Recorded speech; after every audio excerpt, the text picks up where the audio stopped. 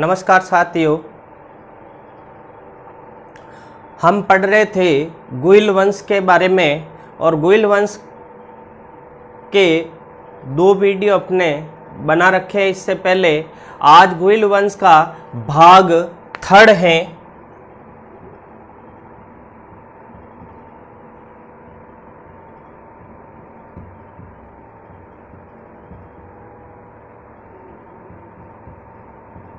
ठीक है, इसके बारे में करेंगे बातचीत। गुइल वंश के वंशजों के क्रम में आज का जो है हमारा वो है जैत्र सिंह। जैत्र सिंह, इसके बारे में अपन जानेंगे। सबसे पहली बात तो जैत्र सिंह के बारे में हमको जो जानकारी मिलती है वो डॉक्टर गौरीशंकर ओझा बताते हैं। डॉक्टर गौरीशंकर ओझा जैत्र सिंह के बारे में अपन को बताते हैं। इन्होंने कहा कि जैत्र सिंह जो है वो मेवाड़ का सबसे शक्तिशाली राजा था। पहली बात, मेवाड़ का सबसे शक्तिशाली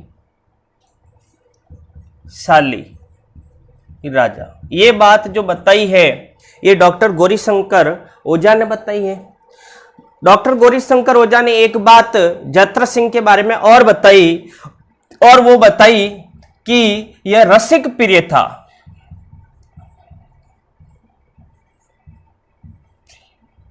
यह रसिक प्रिय था। रसिक प्रिय का मतलब होता है युद्ध प्रिय, अर्थात इसको युद्धों का शौक था, लड़ाई करने का बहुत ज्यादा शौक था जैत्र सिंह को। ये बात भी जो है हमने को डॉक्टर गौरीशंकर ओझा ने बताई।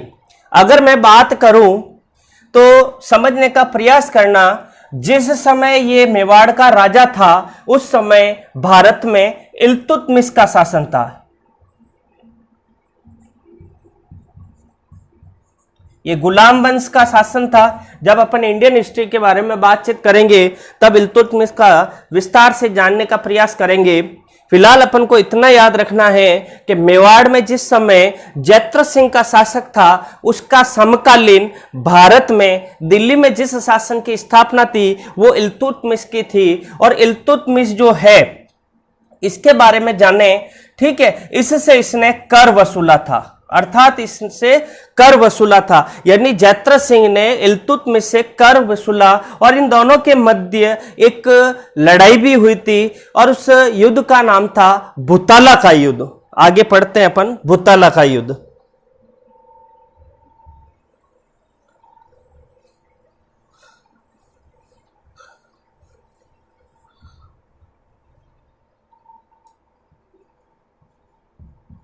भूताला का युद्ध, इसको नागदा का युद्ध भी कहते हैं।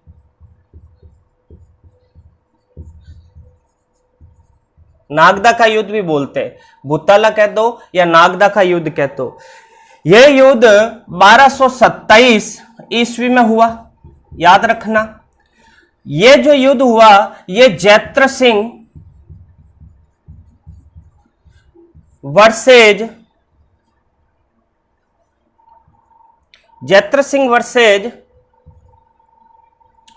इल्तुतमिश के मध्य हुआ।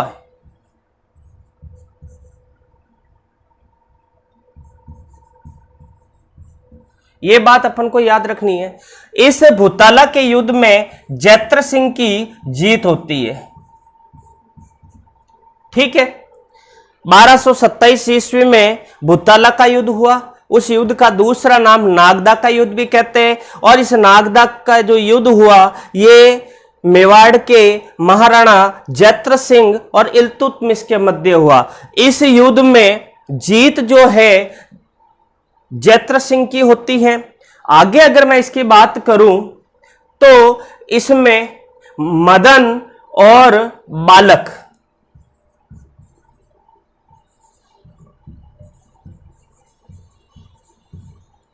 ये सेनापति है जैत्र सिंह के। ठीक है, ये बात अपन को याद रखनी है, यानी कि जैत्र सिंह के दो सेनापति है। ठीक है, और अगली बात बताऊं तो कर लिया था। किससे कर लिया था? इल्तुतमिश से जैत्र सिंह ने कर वसूला था। यह बात अपन को याद रखनी है। अगली अगर मैं बात करूं तो जैत्र सिंह के समय को मेवाड़ का स्वर्ण युग भी कहा जाता है।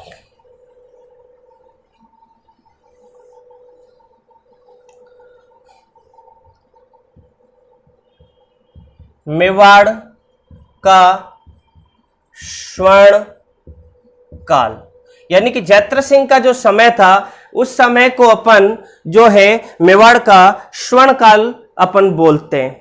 इसके बाद में अगर मैं अगला इसका उत्तराधिकारी लऊं, जैत्र सिंह की मृत्यु के बाद जो राजा बना वो बना था तेज सिंह।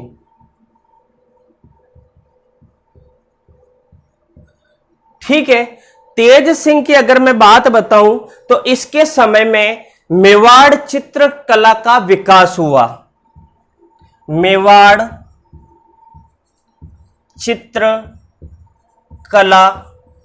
का पहला चित्र बना। ठीक है, इसके समय में मेवाड़ चित्रकला का पहला चित्र बना और वो चित्र जो बनाया था वो बनाया था कमलनाथ ने। ठीक है, कमलनाथ ने ये चित्र बनाया और ये जो चित्र बनाया था ये ताम्रपत्र पर बनाया था। ये ताम्रपत्र पर बनाया था और उस चित्र का जो नाम था वो हमेशा याद रखना, ये कई बार पूछता है, वो है प्रतिक्रमण चूर्ण। ठीक है, प्रतिक्रमण चूर्ण चित्र है। ठीक है, ये याद रखना, जो तांबे के पात्र थे उसके ऊपर बनाया और बनाने वाला जो था वो कमलनाथ था। ये बात याद रखना। आगे अगर मैं इसके बारे में, अगर इसके उत्तराधिकारी बना तेज सिंह के बाद, ठीक है, तो वो बना था समर सिंह।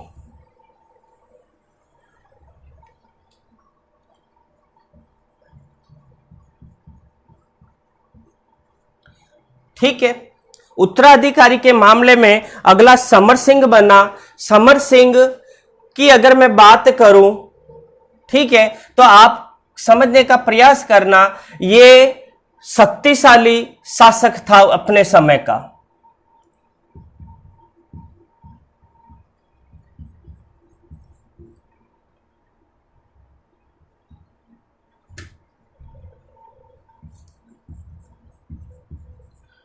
ठीक है, ये बात याद रखनी। ठीक है, मेवाड़ वंश में ये भी एक शक्तिशाली शासक हुआ। दूसरा अगर मैं इसकी बात करूं, इसके दो पुत्र थे। दो पुत्र थे, दोनों का याद रखना।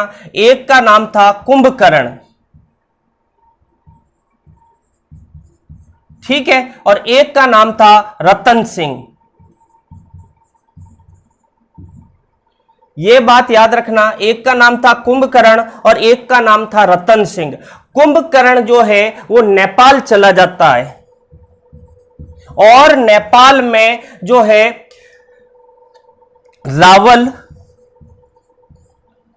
ठीक है, गुहिल वंश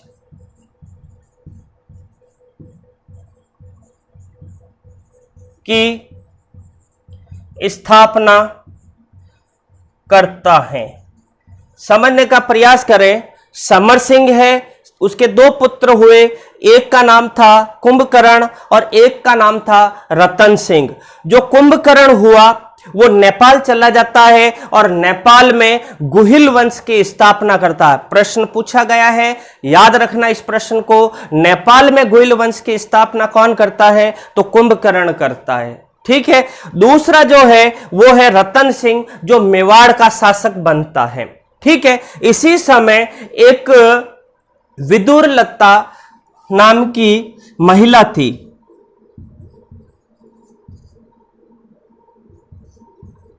इसका भी संबंध समर सिंह से था। यह भी बात अपन को याद रखनी है।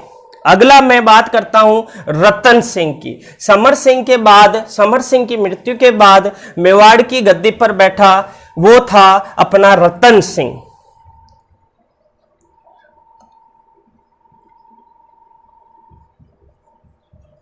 इसके बारे में विस्तार से जानना है अपन को, क्योंकि रतन सिंह जब राजा बना वो वर्ष था 1302 ईस्वी। 1302 ईस्वी में समर सिंह की मृत्यु हो गई और मृत्यु होने के बाद रतन सिंह जो है मेवाड़ की गद्दी पर बैठता है। गुइल वंश का ये प्रतापी और शक्तिशाली शासक बनता है। नंबर 1 बात। दूसरी बात, अगर मैं इसके बारे में आपको बताऊं तो सबसे महत्वपूर्ण बात है, इसके जो समय में दिल्ली का जो शासक था वो था अलाउद्दीन खिलजी।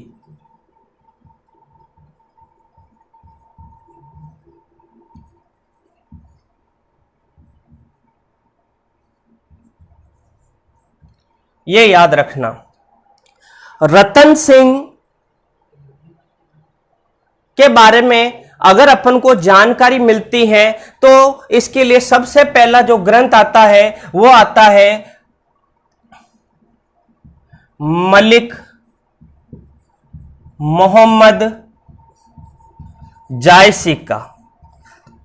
ठीक है, और उस ग्रंथ का नाम है पद्मावत। ठीक है, यह पद्मावत की रचना मलिक मोहम्मद जायसी ने 1540 ईस्वी के आसपास की थी। इसके बारे में हमको जो है रतन सिंह के बारे में जानकारी मिलती है। लेकिन अगर मैं एक बात बताऊं, मोहम्मद मलिक जायसी ने जिस पद्मावत ग्रंथ की रचना की है, इतिहासकार अधिकांशतः इसकी बातों को झूठा मानते हैं, मनगढ़ंत मानते हैं। यह भी बात याद रखना। ठीक है, ज्यादातर ये बातें बढ़ा चढ़ा कर व्यंग्य के रूप में लिखी गई है। ठीक है, यह ध्यान रखना। दूसरी अगर मैं बात इसके बारे में बताऊं तो वो है अमीर खुसरो का ग्रंथ। अमीर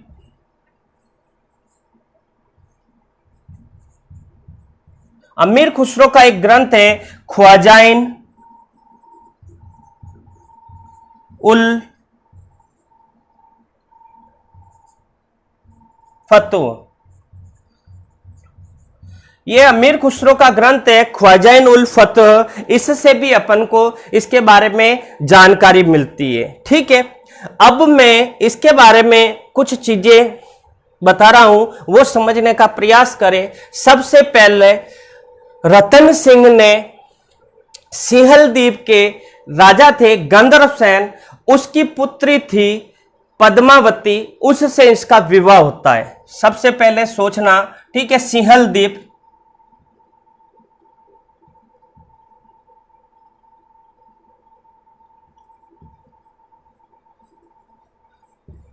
सिंहल द्वीप को वर्तमान समय में अपन श्रीलंका कहते हैं।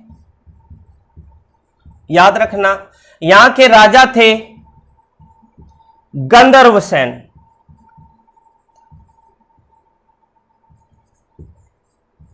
ठीक है, इनकी पत्नी थी चंपावती।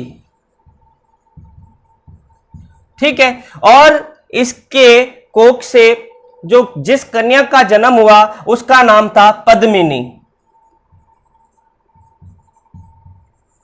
ठीक है, और इस पद्मिनी के बारे में जो जानकारी मिलती है वो मिलती है हीरामन तोते से। गंधर्व सेन के पास एक तोता था हीरामन नाम का। ठीक है, इस हीरामन तोते की जो खासियत है वो नकलची तोता होता है, अर्थात वो हुबहू जिस प्रकार से मनुष्य बोलता है, मनुष्य की भाषा की तरह ये बात करता है हीरामन तोता। और ये सिंहल द्वीप के राजा गंधर्व सेन के पास ये तोता था, और इस तोते ने, ठीक है, रतन सिंह के पास ये बात बताई थी। ठीक है, आकर के रतन सिंह के पास ये बात बताई थी इस रानी के बारे में। तो रतन सिंह ने क्या करा, श्रीलंका में 12 वर्ष तक साधु बनकर रहा। ठीक है, किसके लिए, इस पद्मावती को पाने के लिए। ठीक है, 12 साल तक वो साधु बनकर रहा, और फिर इसकी शादी जो है पद्मिनी से हो जाती है। पहला तथ्य। दूसरा तथ्य अगर मैं इसके बारे में बताऊं तो वो समझने का प्रयास करें। हमें पता है कि इसके समकालीन इसने क्या करा, इसके पूर्वज जो हुए थे समर सिंह से ही जो है चित्तौड़ दुर्ग से शत्रुता हो गई थी अलाउद्दीन खिलजी के उत्तराधिकारियों की। अलाउद्दीन खिलजी से पहले जलालुद्दीन था, तो उससे इसकी हो गई। क्यों हो गई थी? इसका कारण यह था, एक छोटे से राजस्थान के मानचित्र में समझने का प्रयास करना इस कथा को। ठीक है, बताता हूं। ये हमारा राजस्थान है, ठीक है। विषम चतुर्भुजकार होता है राजस्थान की, जो जियोग्राफी में को पढ़ते हैं। यहां पर हमारा जो है दिल्ली का शासन है और दिल्ली में अलाउद्दीन खिलजी है, ठीक है, ये बात याद रखना। अब क्या होता है, अलाउद्दीन खिलजी से पहले की बात अगर अपन बात करें तो यहां पर जो है गुजरात है।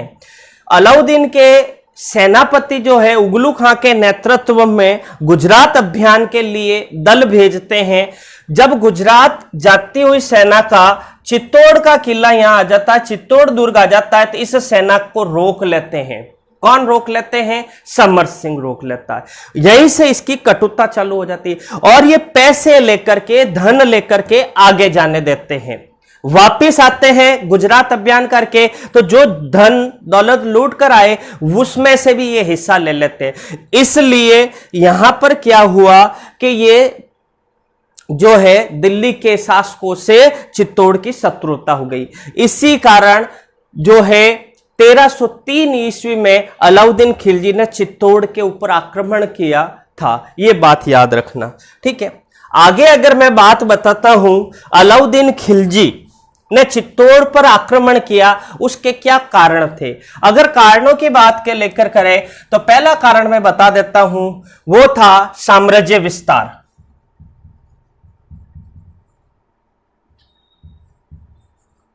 ठीक है, साम्राज्य विस्तार की भावना, अपना दिल्ली का क्षेत्र ज्यादा बढ़ाना चाहता था अपने साम्राज्य में और रियासतों को शामिल करना चाहता था, इसलिए वो चित्तौड़ के ऊपर आक्रमण करना चाहता था। दूसरा है व्यापारिक महत्व।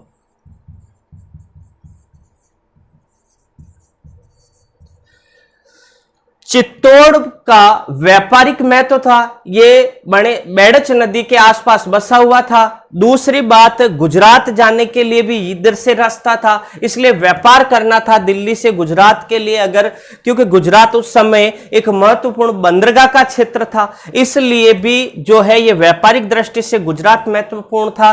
और अगर इसको पार करने के लिए चित्तौड़ दुर्ग से होकर के जाना था, अर्थात चित्तौड़ जिले से होकर के निकलना था, इसलिए व्यापारिक दृष्टि से भी महत्वपूर्ण था। इस कारण भी यह युद्ध हुआ। तीसरा कारण अगर मैं इसमें बता दूं तो गुजरात, मालवा और दिल्ली, अगर इन तीनों रियासतों के ऊपर नियंत्रण रखना था तो चित्तौड़ के दुर्ग से रखा जा सकता था। चित्तौड़ दुर्ग इन तीनों की सीमाओं पर था, मध्य में था। यहां पर रह करके तीनों ही राज्यों की जो है कंट्रोल कर सकता था राजा। इसलिए भी इस दिल्ली के जो राजा थे या दिल्ली के सम्राट थे, अलाउद्दीन खिलजी था, उसने जो है चित्तौड़ के ऊपर आक्रमण किया। ये तो कारण थे वास्तविक। एक कारण और बताया जाता है, मोहम्मद मलिक जायसी का जो ग्रंथ है पद्मावत, उसमें बताया जाता है कि अलाउद्दीन खिलजी ने चित्तौड़ दुर्ग पर जो आक्रमण किया वो था पद्मिनी को पाने के लिए।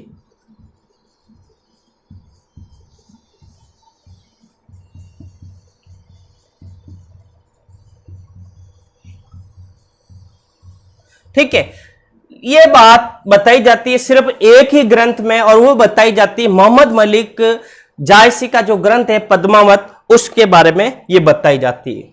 आगे अगर मैं बात करता हूं तो उसको समझने का प्रयास करें।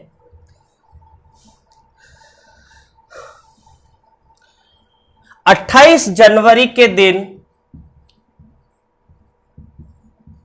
1303 ईस्वी में अलाउद्दीन खिलजी चित्तौड़ दुर्ग पर जाकर के घेरा डाल देता। मैं यहां पर चित्तौड़ का किला दर्शा देता हूं। ठीक है, ये दुर्ग है, ठीक है, इस दुर्ग के ऊपर घेरा डाल देता है अलाउद्दीन खिलजी।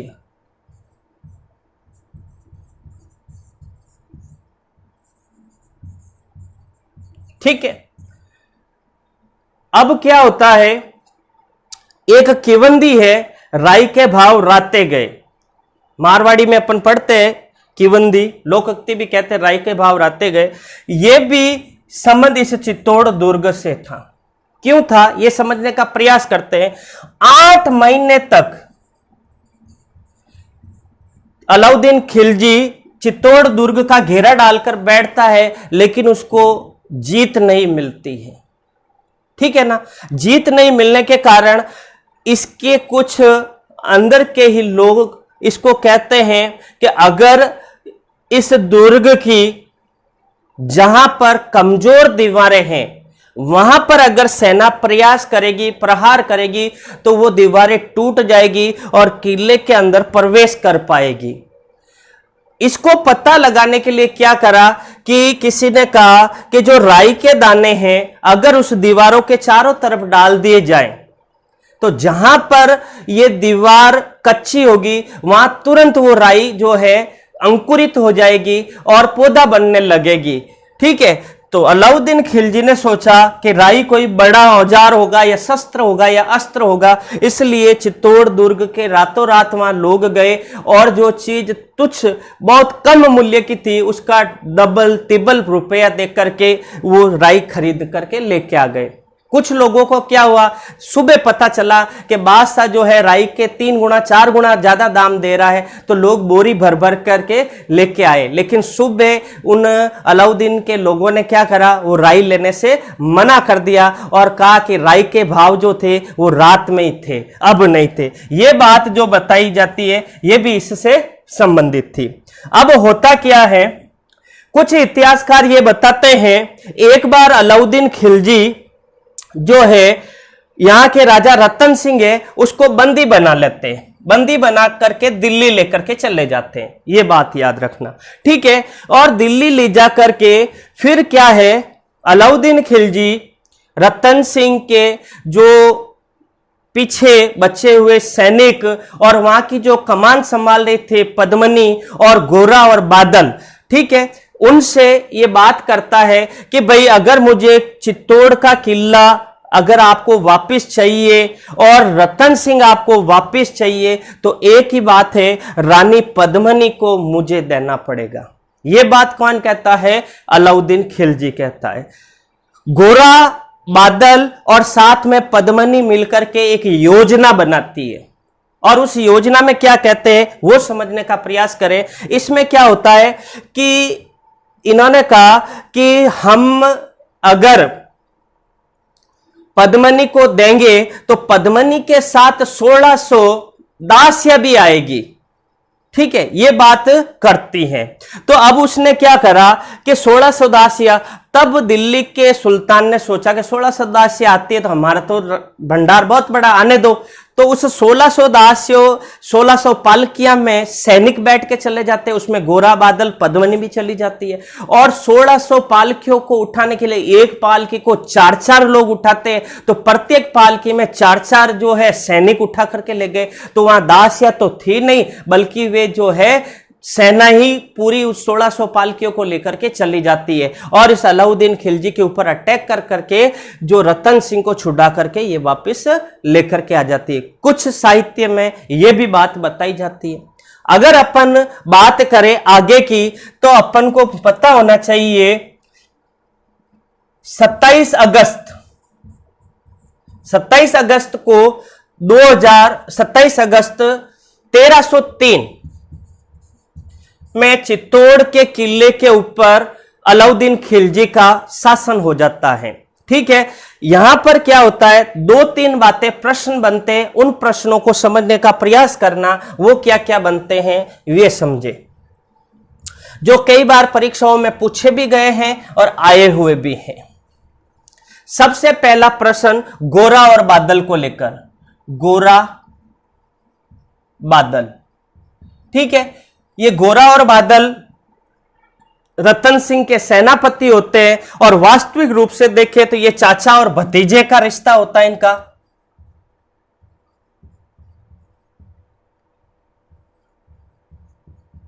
ठीक है, ये बात याद रखना। ये वीर गति को प्राप्त होते हैं, ठीक है, ये बात एक याद रखना। एक बात याद रखना, वो आती है शाखा को लेकर के, ठीक है। शाखा किसे कहते हैं, यहां पर 3 वर्ड समझना। एक आएगा केसरिया और एक आएगा जौहर। ये 3 वर्डों को समझे, शाखा, केसरिया और जौहर।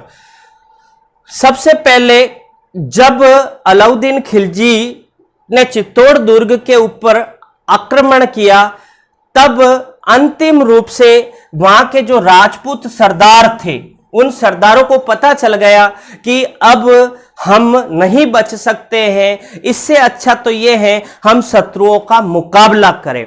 तो शत्रुओं का मुकाबला करने के लिए वे अपने सिर के ऊपर केसरिया पगड़ी बांधकर रणभूमि में कूद पड़े, और कूदने के साथ ही उनकी जो है वहां वीर गति प्राप्त हो जाती है। वीर गति,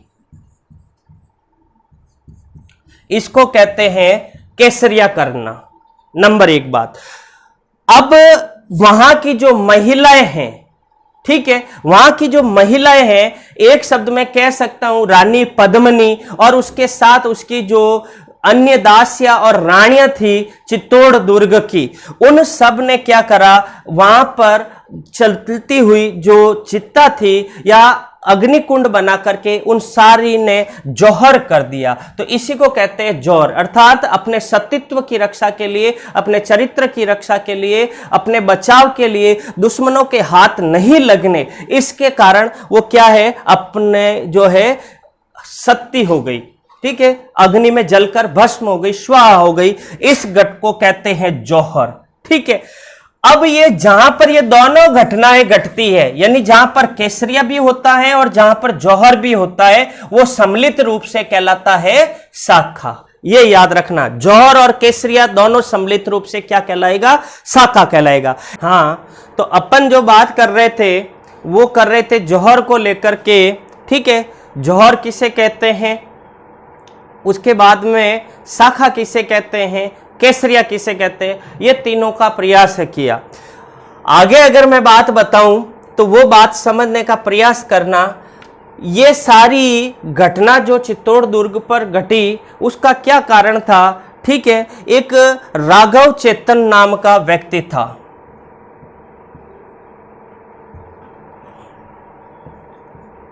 राघव चेतन, ठीक है। ये राघव चेतन जो व्यक्ति था, ये रतन सिंह का प्रधानमंत्री भी था, मंत्री भी था, और ये तांत्रिक भी था, याद रखना, तांत्रिक भी था, ठीक है।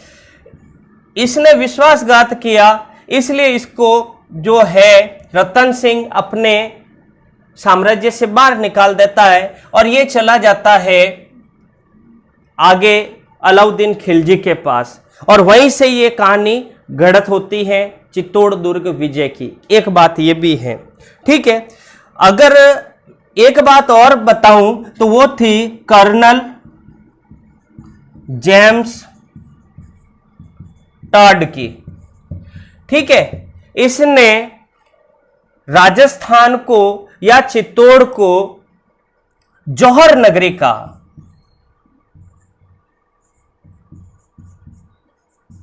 ठीक है, जौहर नगरी भी कहा था। तो ये याद रखना।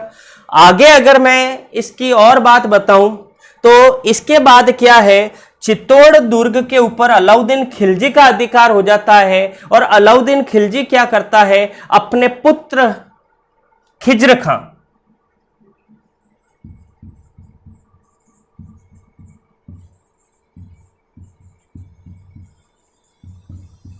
खिज्र खां के नाम पर चित्तौड़ के दुर्ग का नाम परिवर्तन कर देता है, और चित्तौड़ दुर्ग का नाम क्या रखता है, खिज्राबाद रख देता है, खिज्राबाद, ठीक है। खिज्र खां उसका पुत्र है, उसी के नाम पर खिज्राबाद नाम रख देता है, ठीक है, ये याद रखना।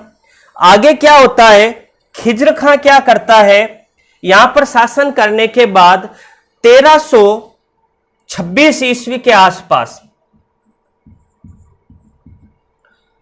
1326 ईस्वी के आसपास मालदेव सोनगिरा को, मालदेव सोनगिरा।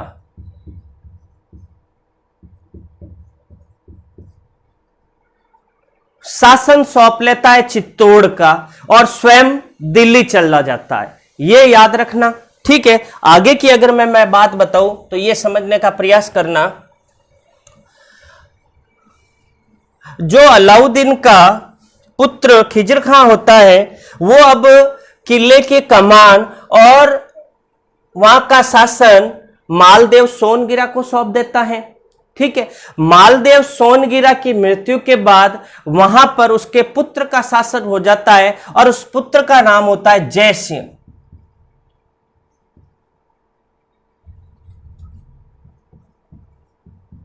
जय सिंह, ठीक है, जय सिंह या जैत्र भी नाम आता है, जय सिंह या जैत्र। ठीक है, जैत्र के समय यहां पर जैत्र सिंह के समय जो है यहां पर 1326 ईस्वी में जो सिसोदिया वंश की नींव रखता है।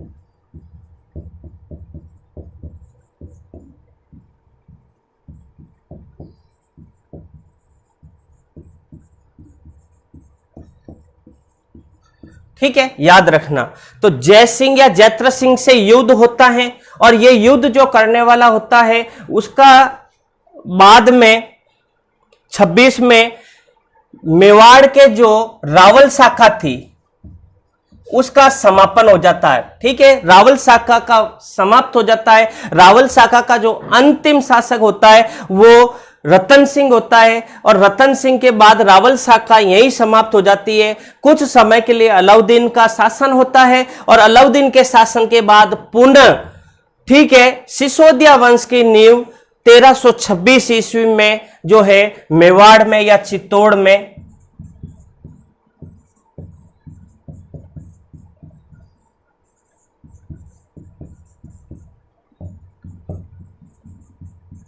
हो जाती है। तो इस प्रकार से जो हमने इससे पहले के वीडियो में पता करा था कि रावल शाखा और सिसोदिया शाखा दोनों थी और ये रावल और सिसोदिया शाखा दोनों जो है किस प्रकार से मेवाड़ के ऊपर उनका शासन होता है ये हमने जाना। अब आगे सिसोदिया वंश के जो भी उत्तराधिकारी हुए उनके बारे में अपन अगले वीडियो में विस्तार से जानने का प्रयास करेंगे। जब तक के लिए जय हिंद।